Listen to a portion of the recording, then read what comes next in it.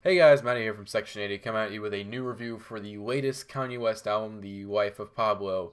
And, okay, look, if you're watching this video, you most likely know who Kanye West is already. I don't need to give you a history lesson on who Kanye West is. I will say, though, I've been a fan of Kanye for many years. I love almost all of his albums. I think, in unpopular opinion, I think my favorite Kanye album is I just think he's kept getting musically better and better, or at least he's been changing things up, and he's always pushing forward is what Kanye West is doing. And even if he didn't like Yeezus, you could at least appreciate that he was doing something new and pushing things forward for the mainstream. However, the background of this album is very interesting and it's definitely worth talking about. So the album has been in the work for nearly 3 years. 6 if you count No More Parties in LA, which was in the works back in 2010 when he was doing My Beautiful Dark Twisted Fantasy. And the rollout for this album has been a mess because the album title kept changing. Like, it was So Help Me God, and then Swish, and then Waves, and then The Life of Pablo. The track list kept changing. Just all these things, and songs, the songs would kept changing. Like, he would keep doing new versions of songs, like All Day leaked, and then he did a new version of it, and that's not even on this album. It was just a single. Or, you know, Fade, which I think leaked, or it was part of Easy Season 2, and now it's different on this album. Essentially, Kanye West, again, he's kind of treating this album like it's a video game where he's constantly patching and changing things, and it became increasingly frustrating up until the release, which even then, it's now frustrating now because he's still trying to change things, as on Twitter he says he's going to fix wolves. Look, okay, because of this constantly changing track list and all this horrible album rollout, probably the worst album rollout in history, I was extremely worried, and I wasn't even worried prior to the album rollout. I was worried because all the stuff he was doing in 2015, most of it was really kind of underwhelming. I didn't really care for Only One. I liked Only One, but I wasn't as big on it as other people were. I thought All Day was really meh.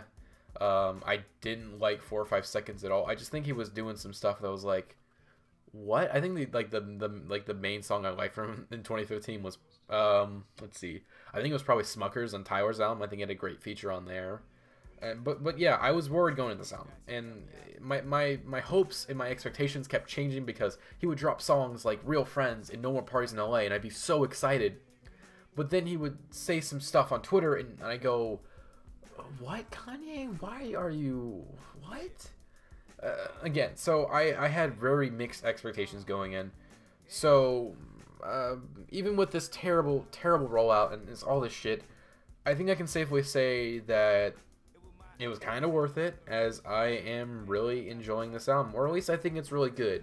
I still have my faults though, obviously. I'll go into them a little later in the review, but I will definitely say this is a very enjoyable album.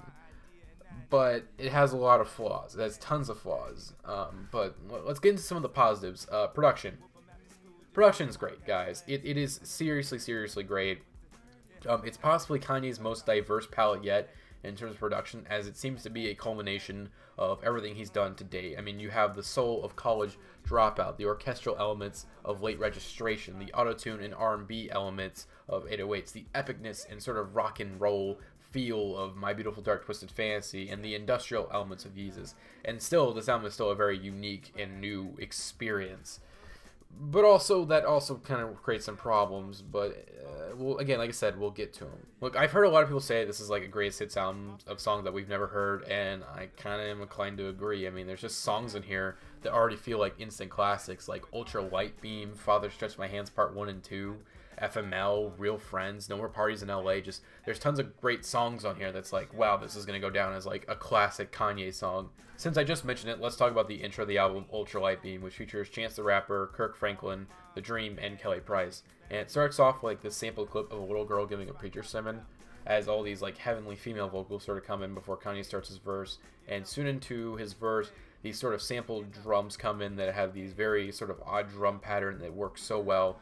And it's also building on his, you know, sort of like these auto-tune and pitch-shifted vocals, which are sort of acting like organs. And the vocals are used really cool. I mean, just throughout the album, the way he uses vocals of certain artists is actually really cool. And on Twitter, when Kanye said this album is going to be a gospel album, this track really does represent that statement, as it's a very religious themed song. There's tons of religious overtones throughout the song. I mean, they're strong as hell, no pun intended. The song, it just it really makes me feel like I'm in like a really awesome church session, which is something I will never be able to say in real life. And let's get the chances first. Oh my god, like, what? Look, I've been simultaneously disinterested and interested in what Chance the Rapper's been doing. I really enjoyed Acid Rap. I wasn't really the biggest fan of Surf. He has some good features here and there, but he's generally kind of had like, so far in his short career, he's been making some odd moves, I guess. Just really interesting moves that maybe that musically don't pay off, but are pretty cool that a young guy like him is sort of taking these risks. But goddamn, he's so great on this song. His verse it's so good. I mean, again, saying that he killed Kanye is not really saying much because Kanye's been killed by Futures before. Like, he's been killed by he's for every album he's made, he's probably been killed by a feature. Well, Kanye is already like really emotional on the song. I think Chance really brings a down-to-earth feeling the song needed. Like, he sort of just grounds it back in reality. And the line about, you know, like, he made Sunday Candy, he's never going to hell, and he met Kanye West, I'm never going to fail. I think that's a great line. And there's just tons of like really memorable lines in the song. It's gonna be like, it's a classic Chance verse. I think it's awesome. And I actually went to the Yeezy Season 3 premiere, and hearing Chance's verse then made me really happy, and it just makes me even happier now because it's so goddamn good. And going to the next two tracks, Father Stretch My Hands Part 1 and Part 2, we start off with like this fantastic sample of Pastor T.L. Barrett, who sampled throughout the two songs to great effect. I mean, in general, the intro to Part 1 is so insanely epic. I mean, you have that sample going into these industrial synths, into the Metro Boomin' tag, and then it goes like hard cut to Kid Cudi's vocals, and it's like, oh my god. And then Kanye comes in there with like his auto-tuned pre-chorus or his auto-tuned bridge, and it's like, wow, holy shit. It's one of the best musical moments of 2016 and possibly of the last few years. It's amazing. And the song, it starts off great. It's building to something, and then when he starts off his verse, it goes into these really awful and out of place lines. Like, here the lines are, now if I fuck this model and she just bleached her asshole and I get bleach on my t-shirt, I'm gonna feel like an asshole. While some people may be quick to defend these lyrics and say, oh, it's classic Kanye, I care to disagree. The song has some serious, it has this serious and epic tone throughout, and it's building and building, and these are the lines that start off the verse. It's just so out of place, and like the way he delivers it, it just doesn't work at all. I mean, he's definitely said some weird lines on songs before that feel irrelevant, but they work because Kanye's delivery and the way he writes these lyrics, they work so well. So for him to do this is like, what the fuck, Kanye? I don't even know if there's any way to deliver those lines right where they're not embarrassing. However, the rest of the song in Part 2 redeem that awful line, as the transition into Part 2 is purposely sudden, and Kanye's lyrics are short and to the point, without losing the emotion of the subject matter, which is his dad's financial and parental failures and his mother's death in 2007. And the designer verse lifted from the song Panda fits well despite the stark contrast the subject matter has, but I think that stark contrast is what makes it work, unlike, you know, the bleached asshole line, which just feels super out of place. And also, I mean, again, here's the thing with the designer. A lot of people are going to complain, oh, he sounds like Future. I don't give a shit. It sounds awesome. I don't care. I mean, again, he does sound like Future. It's obviously a Future ripoff, but, like, sounds great. I don't really mind it. I mean, if he didn't get Future on the album, whatever. It definitely does kind of feel like, oh, he just couldn't get Future, so he got this guy instead. I don't care, though. I think designer sounds great on this song, and on Freestyle 4, I also think he sounded great on there. And also, Caroline Charles' outro on the song is breathtaking. It's so haunting, and it just perfectly ends the song with like these vocals that are very reminiscent of some of the stuff on 808s and Heartbreak. It's great. Let's get back to that awful line in Part 1, though, as that's where my first problem with the album starts. The lyrics. Well, you have songs on here like Real Friends, 30 Hours, and No More Parties in LA. These songs are some of his best lyrically, guys. Like, seriously. But for the whole as the album, it's probably his worst lyrically. It's worse than Yeezus, which, again, I will defend Yeezus' lyrics. Of course, yes, they are not great. But for what Kanye was trying to go for with that album, I think they work. Because, yes, if you read them, obviously some of them are really, really bad. However, the way he delivers them and the sort of in the production mixed with this, those lyrics work, okay? But for on this album, he just doesn't make those bad lyrics work. I mean, let's take the song Famous, which has already garnered some controversy for the line about Taylor Swift, which is it's still kind of bad on the sound, but like it was much worse. As instead of saying like him and Taylor might have sex, he said that that Taylor owes him sex. That's like, what the fuck? I mean, again, look, here's the thing. The line is bad, people. The line is bad, but I don't want to talk about how bad the rest of the lyrics are. I mean, it's talking about like, oh, give him Kanye's best. It's, oh my god, just, it's really bad puns. It's really awful bad puns, and it's like one of those Reddit comment chains where it's like all those Kanye best shit. It's that, the song, and it's really bad because of that. And also it's not even bad for the lyrics. Well, it's also bad because of the lyrics, but there's the song in general is like a fucking mess. You have Rihanna's hook, which is terrible. I mean, Rihanna, I don't know what it is. I don't get Rihanna. I really don't. I just don't think she's that good of a singer, and she really doesn't fit on the song. And apparently, I haven't heard the original version of this, because originally Nina Simone was on the hook. I think it was a sample. And I'm like, why the fuck? Why would you replace Nina Simone with goddamn Rihanna? And then, of course, then you have Swizz Beatz annoying ass throughout the song, giving his little, like, ad-libs and shit. How long has Swizz Beatz been making beats now? Why is no one willing to tell him to shut the fuck up? Especially in the song, as at the end, there's this awesome sample, this awesome Bam Bam sample, and Swizz Beatz tries to ruin it with his stupid fucking ad-libs, and it's like, Swizz Beatz, shut the fuck up, please. No one likes your dumbass. Everyone thinks you're fucking annoying. Please stop.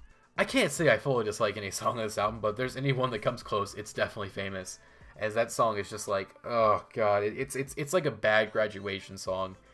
If you put that song on Graduation, it'd easily be up there with like Barry Bonds, and Drunken Hot Girls is like one of the worst songs on that album. Another song that kind of comes close to these like really bad lyrics is Highlights, which is lyrically kind of like neutral. Like, okay, these lines aren't great, they're not good, they're not bad, they're just kind of there, whatever. But then you get these really awful set of bars about Ray J, and like saying that they'd probably still be like, him and Kanye would still be friends if they didn't love the same bitch. And that Ray J might have hit it first, but Kanye's rich. Well, Kanye's always made dumb, outdated references, guys, but there's just a certain delivery in writing to those lines that would make those dumb lines charming on another album, but on this album, they're not funny stupid. They just come off as, like, stupid. And besides that line, though, and some of the others getting a little too corny, the rest of the song is alright. I think Young Thug actually does a really good job on the hook and throughout the song. I think generally, like, working with Kanye, I think production... Young Thug, if you go on Section 8, you know I'm not the biggest fan of Young Thug. I just think his music is not as interesting as those make it out to be. But whenever he's going over, like, really interesting production, basically if he's not going over generic trap production, I think he can be a very interesting rapper when he's given more of a challenge. And again, and the song works great with his vocals, his unique vocals. I think originally it was said that Madonna was going to be on the song, but Kanye was like, yeah, I'm going to put Young Thug on instead, which, hey, cool. And has already assumed the production's great. But let me get back to some of the positives on the album. Let's get to my favorite song, actually, FML. This song is great. It's fantastic. I mean, lyrically, it sort of reminds me of like a more depressing and better written Bound 2. And it sort of details his struggles with faithfulness and just generally the attention he gets as a celebrity and his issues in his relationship with his wife, Kim Kardashian. And it's a nice song, okay? It's sort of written like an 808s and Heartbreak song, where it's not like some as complex as some of the songs on My Beautiful Dark Twisted Fantasy lyrically, but it's sort of simple and to the point, and it works. And also that hook by The Weeknd. What? Oh my god, it's the best he's sounded since Trilogy, in my opinion. He sounds fantastic on the song. God, he's so good. And then the outro by Kanye in Section 25, where we have Section 25's vocals, which are distorted and stretched out to hell, and it works so well, and it's so eerie, and then Kanye pouring out his heart in auto-tune. Just wow.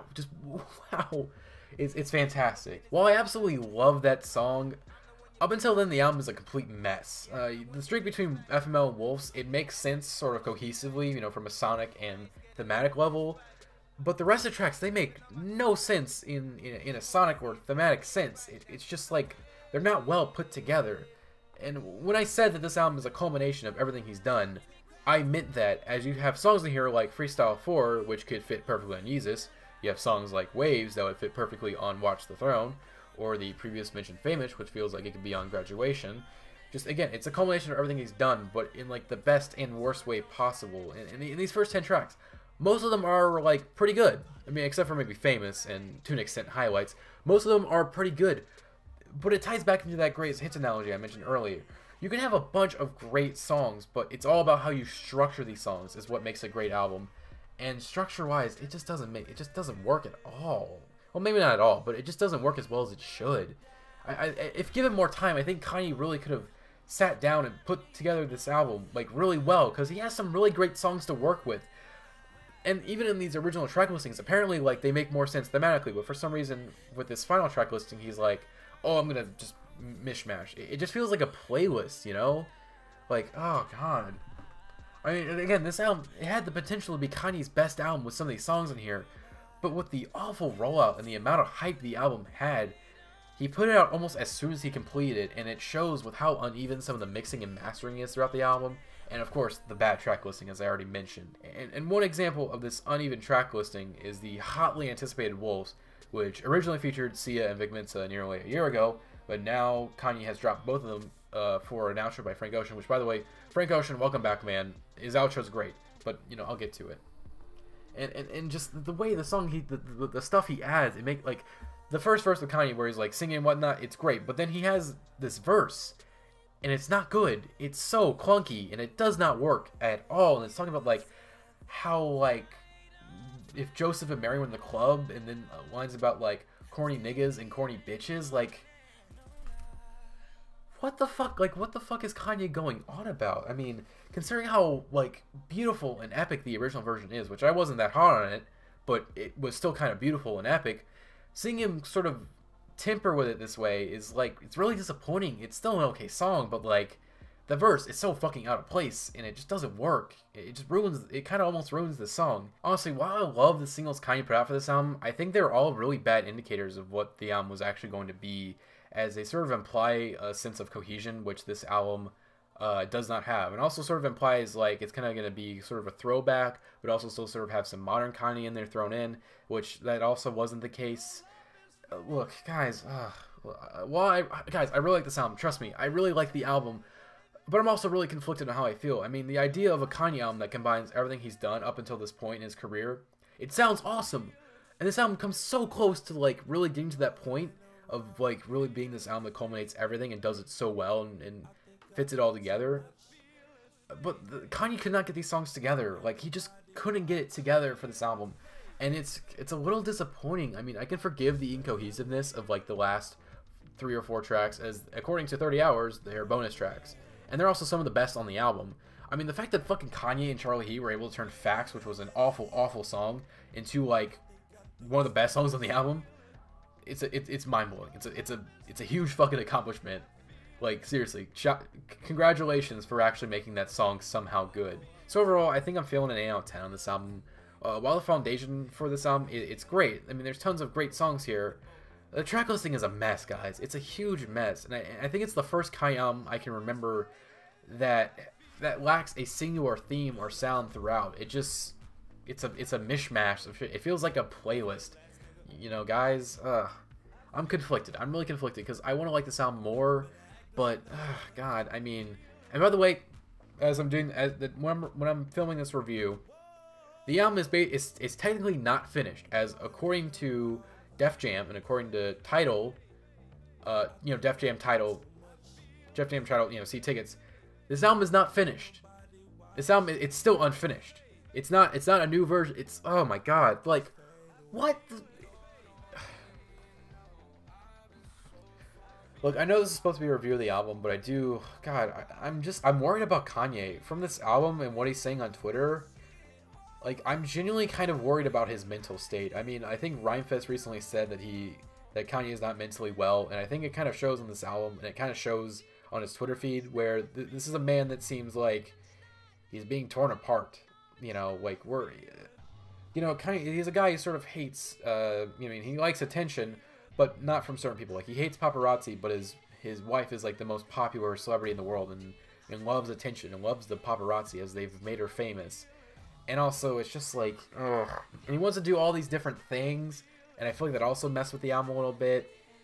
I mean, again, when I was anticipating this album, I was worried that I felt like this album would not be focused, and I felt like Kanye would be, you know, trying to, you know, put his hand into too many pots, you know, try to do all these things at once, and And I think this album is still good, but man, it could have been so much better if he just changed the track listing, dropped maybe 2 or 3 songs, you know. Ugh.